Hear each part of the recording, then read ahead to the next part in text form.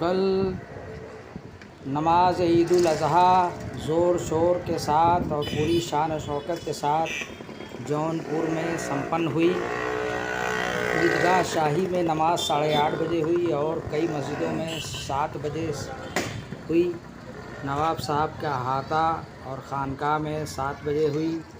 اس کے بعد 8:45 بجے بڑی مسجد عرف جامعۃ الشرق میں عید الاضحیٰ کی نماز سمپن ہوئی، جس میں کافی بڑی تعداد میں لوگوں نے حصہ لیا، اور اس موقع پر جامعہ حسینیہ لال دروازہ سے آئے ہوئے مولانا نے عید الاضحیٰ کے بارے میں ایک بیان فرمایا، اور اس میں کافی تفصیل سے حضرت ابراہیم اور حضرت اسماعیل کے واقعے کو بیان کیا، اور اس موقع پر کافی تعداد میں نمازیوں نے ان کے بیان سے فائدہ اٹھایا اور جانکاری حاصل کی۔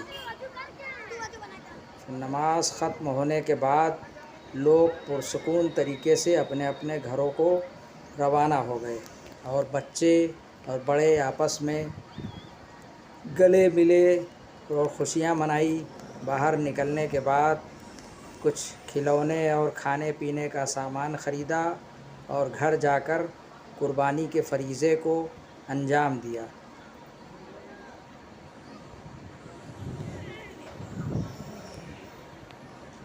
آئیے چلتے ہیں مسجد کے حال میں اور سنتے ہیں مولانا کا وعظ، دیکھتے ہیں کہ وہ اپنے خطبے کی پہلے دی گئی تقریر میں کیا فرما رہے ہیں۔ اللہ رب العزت پہلے بھی تو کر سکتے تھے، جب پیاس لگی تھی تبھی نہیں کرتے، لیکن حضرت حاجرہ کو اتنا دوڑایا، اسماعیل کو پیاس میں تڑپایا، اس لیے یہ عشق کا ہے، یہ عشق کا معاملہ ہے۔ عشق جس سے ہوتا ہے اسے تھوڑا سا جس ہوتا ہے کہ اپنے آپ کو نکھار پیدا کرنی ہو، لوگ جم میں جا کر کے اپنے باڈی کو مسلتے ہیں، خون پیستے ہیں، تو جا کر کے اندر نکھار پیدا ہوتا ہے۔ یہ عشق کا عربی لفظ ہے، عشق کے معنی ہوتے ہیں، اپنے وہ پھول دیکھتے ہوتے ہیں دیواروں پر چڑھ کر کے پھولتے ہیں، اسے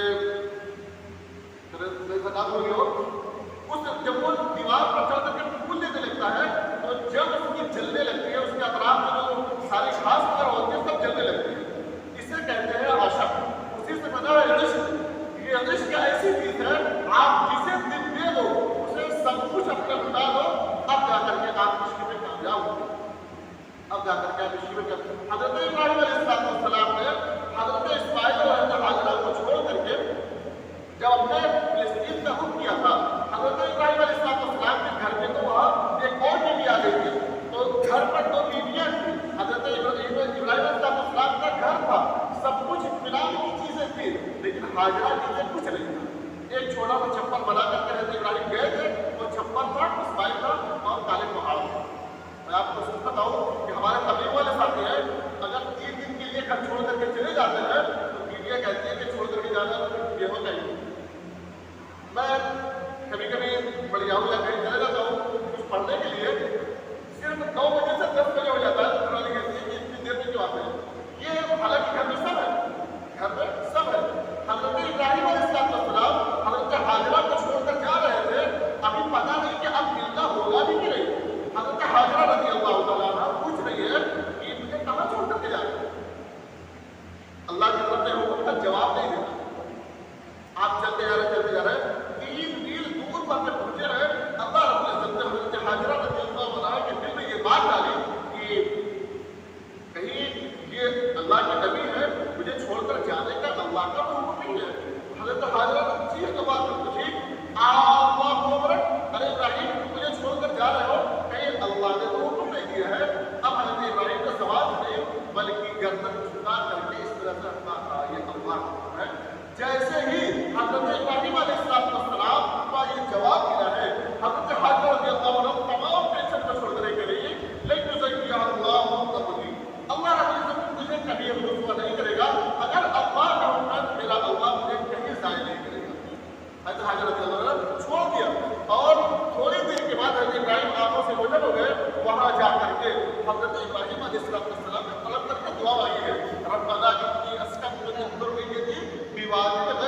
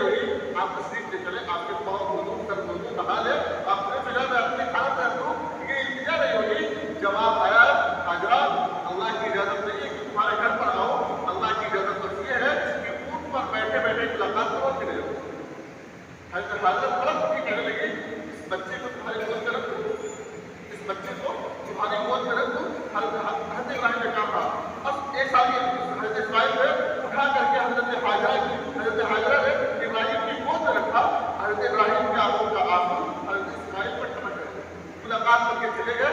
پھر اللہ رب العزت نے جب یہ تھوڑے سے بڑے ہوئے 8 سال کے قرآن نے یہ تعبیر اختیار کی ہے جب وہ بچہ تھوڑا بڑا ہوا چلنے لگا، اب حضرت ابراہیم علیہ السلام کو خواب آ رہا ہے کہ اپنی محبوب چیز قربان کرو۔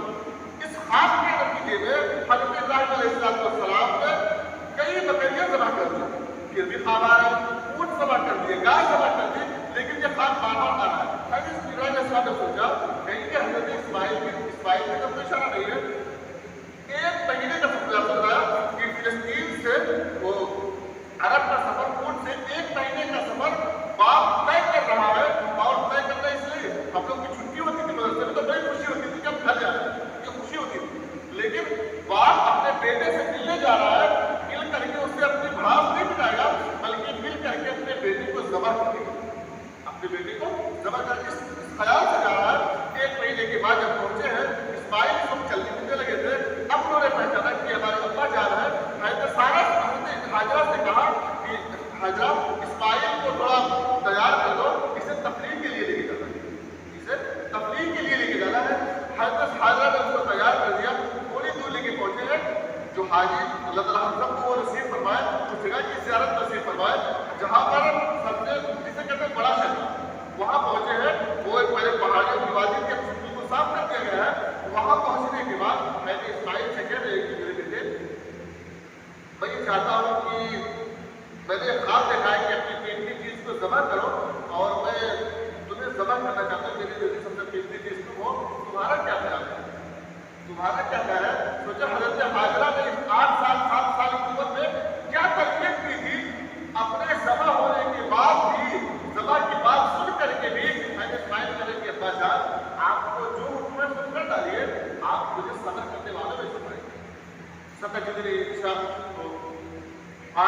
یا ابتی فعل ما تؤمر، ستجدنی ان شاء اللہ من الصابرین۔ ابا جان آپ کو جو حکم ہو رہا ہے اسے کر ڈالیے اور مجھے آپ صبر کرنے والوں میں سے پائیے۔ لیکن بچپنا تھا، بچپنے کے ایک جذبات ہوئے، لیکن ابا جان میری امی کو جب یہ بات پتہ چلے گی تو تکلیف ہوگی، آپ میرے لیے حدیث لے جا کر کے میری امی کو دے دیجیے گا، اگر میری امی کو میری یاد آئے گی تو حدیث سے اپنے یاد کو اکٹھا کر دیا جائے۔ اور ابا جان آپ مجھے ایسے سمجھ نہ کریے گا، آنکھوں پر پٹی باندھ کر میرا چہرہ زمین کی طرف کریے گا، کہیں میرا چہرہ دیکھ کر کے آپ کے دل طرف نہ پڑ جائے اور آپ کی چھری کہیں اور چل جائے۔ یہ سارے مشورے دے کر کے حضرت اسماعیل علیہ السلام ذبح ہونے کے لیے جا رہے ہیں۔ اب حضرت اسماعیل علیہ السلام نے جب ان کو لٹایا ہے، گردن میں چھری چلانے کو ہے، تو اللہ رب العزت کی طرف نگاہ کر کے کہہ رہے ہیں باری تعالیٰ مجھے کیا مجھے یہ پتا ہو گیا کہ میرے دل میں اسماعیل کی محبت مجھ سے زیادہ نہیں ہے؟ نہیں میرے مولا، ایسے ہزاروں اسماعیل کے لیے راستے کو قربان ہے، لے میں نے اسماعیل کو تیرے نام پر رکھا۔ وہ چھری چلایا ہے، چھری کو تو اللہ کا حکم تھا، چھری کو اللہ کا حکم تھا کہ چھری چلنا نہیں ہے۔ ایک بار چلایا، 2 بار، تاریخ کی کتابوں میں یہ بھی آتا ہے، پھر 2 بار چلانے کے بعد تیسری بار حضرت ابراہیم کو دیکھے چھری میں گھاڑ نہیں ہے، وہ جا کر کے رگڑے گی۔ تیسری بار میں چلایا ہے، اسماعیل بغل میں کھڑا ہے، دوسرا سفر ہے۔ یہ جذبات کی قربانی دی ہے حضرت ابراہیم علیہ السلام نے، اللہ رب العزت نے انہیں خلیل بنایا ہے۔ میرے بھائیوں، اللہ رب العزت نے ہم سے اور آپ سے امت محمدیہ ہونے کے صدقے میں بڑی قربانی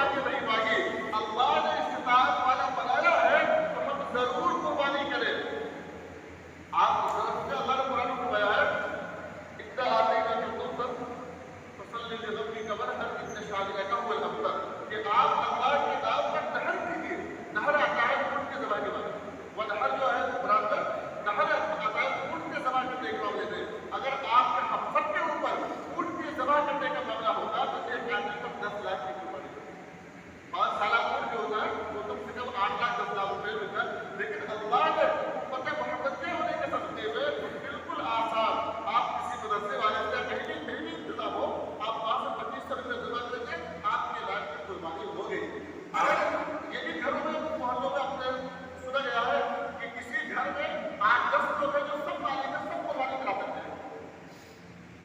وہ قربانی سب سے زیادہ پسندیدہ ہے، اس لیے جو صاحب استطاعت ہے وہ قربانی ضرور کرے۔ اللہ رب العزت